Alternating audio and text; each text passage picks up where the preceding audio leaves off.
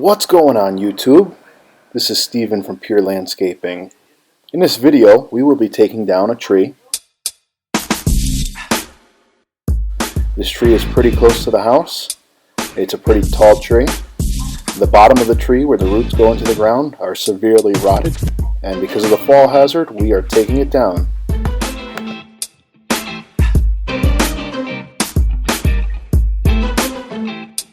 So in this clip, my climber is climbing up using climbing spikes and some safety gear. He is also trimming as he goes up.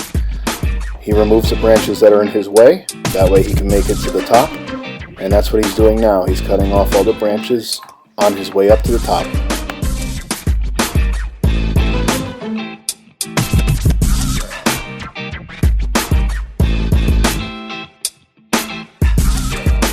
Normally for a job like this, you have the climber and you also have a grounds crewman. I am working at the bottom as a grounds crewman. That way I can control the way the branches fall if we have to rope them off and rig them off. But because of the location of the tree, most of the branches we were able to drop straight down.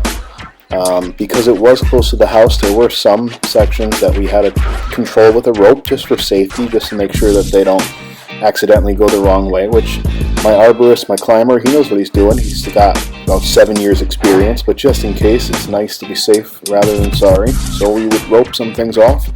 There he is, cutting the tops off the tree. Some of the trees came down, the limbs, and they were getting close to the ropes that he uses, so I was cutting them away from the ropes and freeing the ropes. Usually when you work with the climber expects the grounds guy to make sure that everything is being done. So you have to work together as a team. You can't go into this not knowing what you're doing. You have to be on the same page.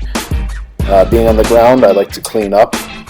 As he's dropping it and he takes a break, he'll climb up a little bit to cut some more off or to climb down. So as he's taking his break, I like to clean up our work area so it's not too messy for the customer.